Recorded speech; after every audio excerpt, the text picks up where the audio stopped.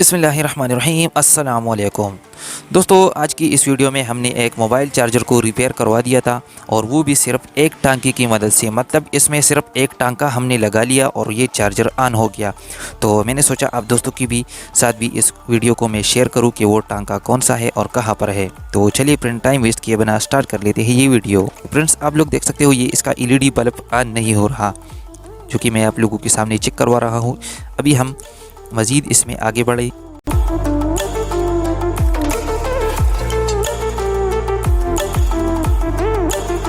अच्छा फ्रेंड्स, तो ये जो आप लोगों को नज़र आ रहा है ये फ्यूज़ है इसका, इस मोबाइल चार्जर का ये फ्यूज़ है, जो कि मेन 220 वोल्ट सप्लाई पर लगा होता है ये फ्यूज़।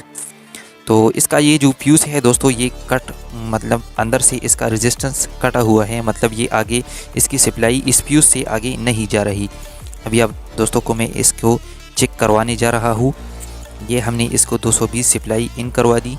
तो आप लोग देख सकते हो ये चार्जर ऑन नहीं हो रहा। अभी इस फ्यूज़ की दूसरी साइड जैसे हम इस वायर को लगा लेते हैं ये चार्जर ऑन हो जाएगा। ये फर्स्ट साइड है, ये इसका दूसरा साइड है ये वाला। तो दोस्तों आप लोग देख सकते हो इसका LED अब ऑन हो गया।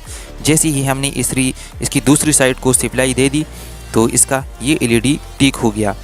तो जस्ट फ्रेंड्स, आपने यहाँ पर करना क्या है, आपने इस पर एक बारीक वायर लगाना है। इस दोनों फैन को आपने आपस में जोड़ देना है इस बारीक वायर की मदद से। तो आपने यहाँ पर इसको सोल्डर कर देना है। जस्ट सोल्डर करने के बाद इंशाल्लाह दोस्तों आपका ये चार्जर मुकम्मल तौर पर ठीक हो जाएगा। फ्रेंड्स, आई होप आप दोस्तों को ये वीडियो बहुत पसंद आई होगी। फ्रेंड्स, अगर आप दोस्तों को हमारी ये वीडियो अच्छी लगी तो हमारी इस वीडियो को लाइक ज़रूर कर देना और साथ में हमारे चैनल को सब्सक्राइब भी ज़रूर कर देना।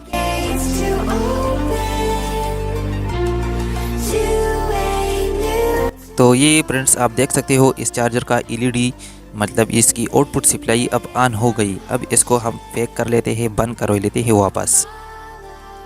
अच्छा फ्रेंड्स, अब एक बैटरी की मदद से हम इसका केबल भी चेक करवा लेते हैं कि आया इसकी केबल से सप्लाई आउटपुट होती है या नहीं।